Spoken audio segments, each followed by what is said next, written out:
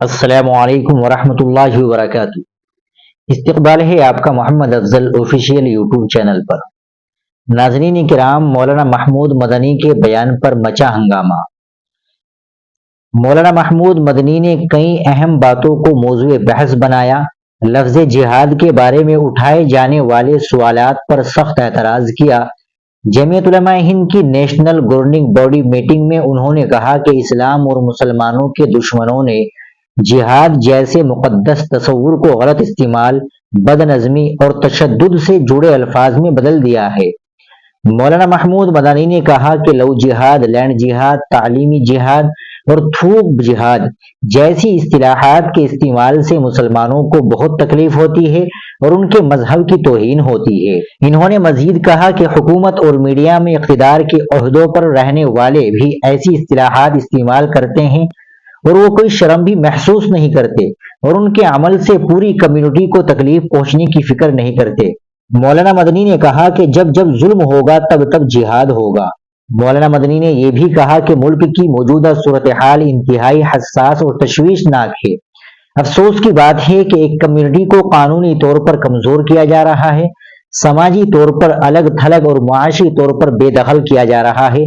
ہجومی تشدد، بلڈوزر کی کارروائیاں، وقف املاک پر قبضے اور مدارس کے خلاف منفی مہمات مذہب کو کمزور کرنے کے لیے ان کے وجود کو کمزور کیا جا رہا ہے۔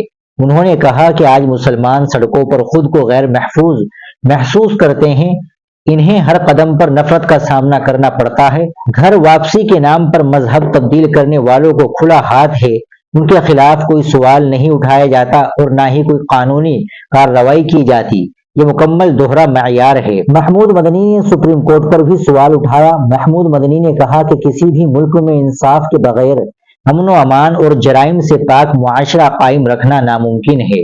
افسوس کی بات ہے کہ گزشتہ چند سالوں میں، خاص طور پر بابری مسجد اور 3 طلاق جیسے مقدمات کے فیصلوں کے بعد، یہ ایک عام تاثر بن گیا ہے کہ عدالت حکومتی دباؤ میں کام کر رہی ہے۔ آئینی قوانین کی بہت سی تشریحات اور بنیادی اصولوں کے بارے میں سنجیدہ سوالات اٹھائے گئے ہیں۔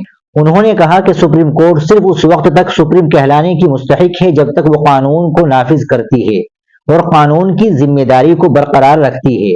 اگر وہ ایسا نہیں کرتی تو وہ اخلاقی طور پر سپریم کہلانے کی مستحق نہیں ہے۔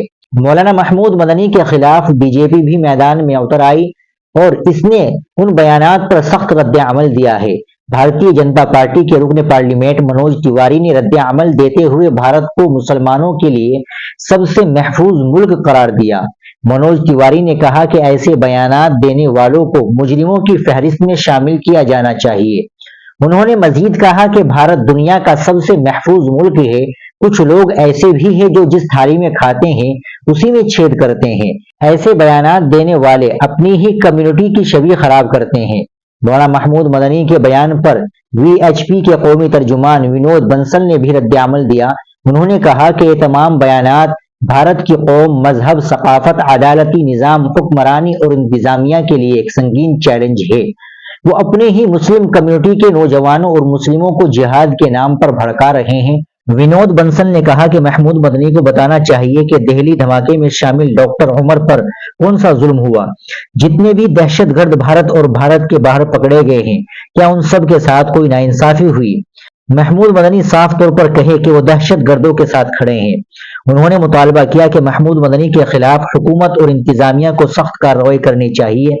اس کے ساتھ ہی وی ایچ پی کے قومی ترجمان نے مسلم کمیونٹی کے لوگوں سے اپیل کرتے ہوئے کہا کہ انہیں ایسے علماء سے دوری اختیار کرنی چاہیے کیونکہ یہی لوگ ایک دن انہیں آر ڈی ایکس باندھ کر دھماکہ کرنے پر مجبور کر دیں گے۔ بی جے پی لیڈر اور لوک سبھا رکن پارلیمنٹ سمبت پاترا نے بھی مولانا محمود مدنی کے ان بیانات کو تقسیم پیدا کرنے والا، اشتعال انگیز اور گمراہ کن قرار دیا ہے۔ انہوں نے کہا کہ مولانا مدنی کی جانب سے ظلم کے خلاف جہاد کا حوالہ دینا غیر ذمہ دارانہ ہے اور اس سے ملک کے اتحاد کو نقصان پہنچ سکتا ہے۔ سمبت پاترا نے الزام لگایا کہ مولانا مدنی نے بھوپال میں دیے گئے بیان میں ملک کے مسلمانوں میں خوف پیدا کرنے کی کوشش کی ہے۔ انہوں نے کہا کہ مدنی نے موب لنچنگ، وقف املاک پر قبضہ اور مدرسوں کے خلاف مہم جیسے معاملات کا ذکر کر کے ایک مخصوص طبقے میں عدم تحفظ کا احساس پیدا کیا ہے۔ سمبت پاترا نے مطالبہ کیا کہ سپریم کورٹ مولانا مدنی کے اس بیان کا سنگین نوٹس لے کیونکہ ان کے مطابق یہ عدلیہ کی توہین اور عوام کو بہکانے کی کوشش ہے۔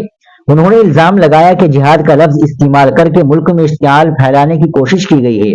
ناظرین، یہ خبر تھی مولانا محمود مدنی کے تعلق سے۔ ناظرین، ایک دوسری بڑی افسوسناک خبر ہے، آپ وہ بھی سماعت فرمائیں۔ رنج و الم کے ساتھ یہ اطلاع دی جاتی ہے کہ المعہد الاسلامی مانک موت سہارنپور کے عربی چہارم کے طالب علم محمد اسعد ساکن میرٹھ کا بروز اتوار مورخہ 8 ربیع الثانی بوقت شام میرٹھ شہر میں ایک سڑک حادثے میں انتقال ہو گیا ہے۔ انا للہ و انا الیہ راجعون۔ مرحوم ماہانہ تعطیل میں گزشتہ ہفتہ بدھ کے روز گھر گئے تھے۔ خاندان میں کسی شادی میں شرکت کے باعث تعطیل کی تکمیل کے بعد وقت مقررہ پر مدرسہ حاضر نہ ہو سکے تھے، لیکن کیا معلوم تھا کہ مدرسے سے یہ آخری رخصتی ہے۔ آپ نہایت شریف النفس اور محنتی طالب علم تھے۔